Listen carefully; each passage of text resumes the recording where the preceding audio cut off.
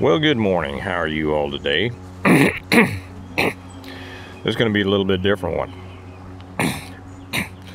because I just want to share some thoughts. I was checking the comments from yesterday's video and came across one from one of our esteemed commenters and subscribers who said he'd been an Army aviator for 40-some years, clear back into Vietnam. So he's done it, and he said how he had recently driven onto Fort Bragg and his feelings when he saw the rebranding of Fort Bragg to Fort Liberty. I think Fort Hood has been renamed Fort Moore, if I'm not mistaken, after Hal Moore, and his feelings about it. We know why they're doing these things. We know that they are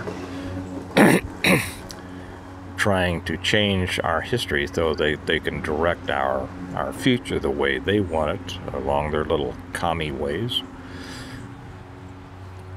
But they're erasing a common and foundational memory that is so important, and they know that, and that's why they're doing it. And that's what makes these days sad days.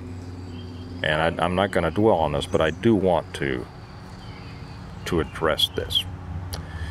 And I don't like the ones who just constantly pound about how horrible things are and how our country is going to hell. And yes, it is going to hell. I get that. But all the fist pounding and the thumping and the big talking about this doesn't change a damn thing. It's only efforts that change it. And I think that it's important to reflect on these things sometimes, if we allow them to direct us properly. I went out recently. I spent Memorial Day at the cemetery where my parents and my grandparents are buried, and I don't go out there often, but I always go out there on Memorial Day, and it's good to take a few minutes to stand there and reflect and think about the people who raised you, the people you came from, the ones who gave you the foundation on which you built your life, the ones who were always there in support, your first team, your first group, the ones you could always depend on and thought would never change. And of course, life brings change. They leave, and you're left to fill the spots they once had, and that's proper. That's the way that life should be. But while you can stand there and you feel sadness at memories or the loss, the missing of the people, you can't dwell on the sadness. You can't stay in the sadness. You have to come through it and realize that that sadness is simply serving a purpose to remind you of good things, good times, good people, good principles.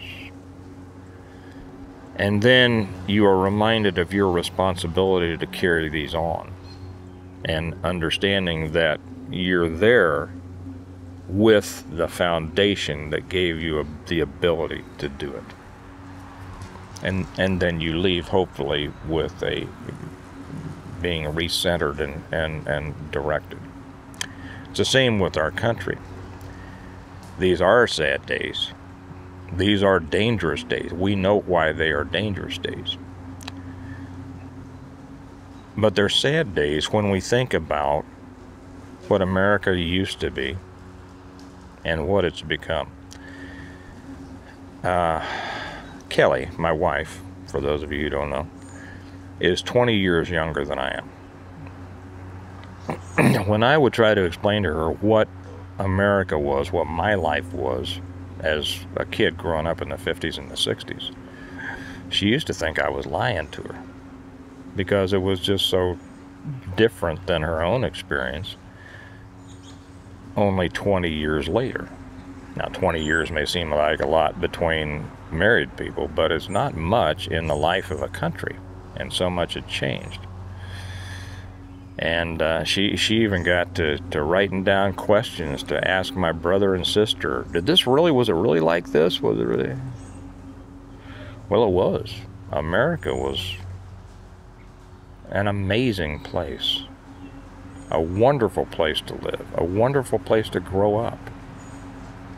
You didn't see the arguments. You didn't see the problems we have today.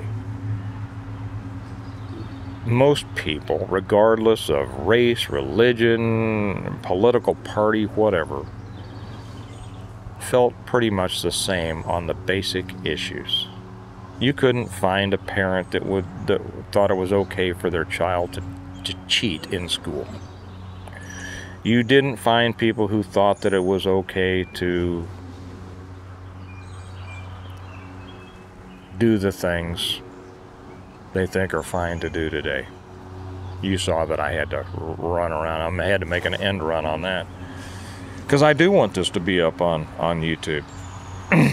I want people to see it. It was different. And then, of course, it changed in the 60s and the 70s, and certainly as we came into the 80s. Now half the country feels that the way America was just horrible, and they want to take it in a different direction. And it's all been a part of the concerted effort by the communists.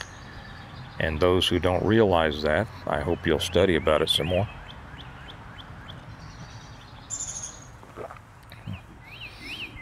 So what are we to do with this this sadness? We have to use it to further direct us and strengthen us. Okay? By remembering an America that was wonderful to grow up in. We have to let that strengthen us in our resolve and our efforts to turn, whether this country or our own little world, around, holding to that, not giving in, to hold it on to as much as we can and then try to turn it back. You know, this was the whole concept of the reversion and the revival and such. And there are those, many of my friends and many of you out there, that think that a total collapse of this country is the only thing that can give us a chance to start over again and to rebuild it the way that it was supposed to be, the way that it should be. And maybe that's true. I don't know how much longer this country can last the way it is. I don't think much longer. We will see. Collapses can take a long time, but they don't take forever. And we always, of course, have to be prepared for that. But while we're preparing for that, we have to be thinking and strengthening our children and our grandchildren to take their proper place in whatever new America will take this one's place. I think the country will crash and burn. I think it'll split. There's no way that this gets fixed. The people are just, I mean, when a half of our country thinks the other half is absolutely wrong and evil and rotten to the core, there's no fixing that. You do not compromise with evil. But we will see. I think it will fragment, and then that's going to be, it'll be horrible. But, you know, sometimes horrible is preferable to a different horrible. This summer I'm going to be taking the kids, we will be taking our summer trip. This time we're taking our southern trip. Last year we went out through the Northwest, went up through Nebraska, South Dakota, Wyoming, Montana, Idaho, Washington State, back down through, we saw all the things, you know, it's beautiful. But this year is more meaningful. This will be an historical trip. We'll be taking the southern trip. We're going down through southern Missouri, where a lot of my family came into Missouri after the war. And the war, I mean the one in the 1860s, after they left, where they'd been burned out in Georgia and South Carolina. We'll be going across there. We're going through Tennessee, making a stop at the Hermitage east of Nashville, which was Andrew Jackson's place. From there, we'll go into Gatlinburg for a couple of days and let the kids enjoy that. Kelly and I love Gatlinburg. We'll stay up in a cabin up in the hills. The Smokies are beautiful.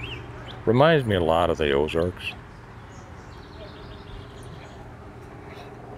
We'll go from there to Asheville, North Carolina, and then from there to a very special place called Abbeville, South Carolina. Some of you may know why Abbeville is special. If you've read my books, you know, because I cover it in my books, and I'm talking about it even more in the one that I'm currently writing. Abbeville is called the birthplace and the deathbed of the Confederacy. The reason is because just right there in Abbeville is a hill called Secession Hill. It's the hill where it was the location to where people came together, representatives from around South Carolina, and decided to secede from the Union. It's called the deathbed because in a mansion there, the Burt Mansion, it was where Jefferson Davis's cabinet finally convinced him that the war was lost, and they dissolved the government of the Confederate States of America. So the kids will be seeing that and getting even more of a history lesson from Dad than they usually do, and they get a lot. We will go from there down to Charleston, where my family owned a bunch of plantations. 18 plantations. Yeah, they had slaves. I don't apologize for that. It's the way it was, you know. It's history. It's the way it was. We'll be taking a tour through Middleton Place, where it was one of the branches of my family, and it's still, they'll give tours through there, and you know, it'll be a very interesting experience for the kids. Then we'll see Fort Sumter and Fort Moultrie, and I'll explain to them about how the Civil War, you know, and I say that because it wasn't a Civil War, but most people hear it, they think of it that way, where it really started. And it was started because of the North went back on their word, and Lincoln went back on his word, and you know, the first shots of that war were taken by the cadets from the Citadel. That's right. Because the North went against their agreement and they started that war by doing that. Anyway, we'll go from Charleston down to Savannah. Beautiful town. I love Savannah. Eat at the Pirates House there. And then from there down to St. Augustine, to see that historical place. And then we'll come up through Georgia, going to stop by Stone Mountain. Many of you know the significance of Stone Mountain, Georgia, to see the carving, the Confederate carving on Stone Mountain before they blow that up. Then back up through Chattanooga and across Tennessee again, and back home. I think it's important to do these things. It's important to remind ourselves of our history and where we come from, because when we are forging our way ahead, our energy has to be in our efforts to better things, or to prepare to withstand future challenges. But it's also important to always remind ourselves where we came from, how we got to where we are. Because when we look at that line behind us, sometimes that line is straight, sometimes that line is crooked. And it kind of describes what we can expect the line to look like that's ahead of us. Sometimes it's straight, sometimes it's not so straight. But we have to do what we can to preserve, to defend, to continue the kind of life we believe in, to raise children and grandchildren to also value those principles, and to have the strength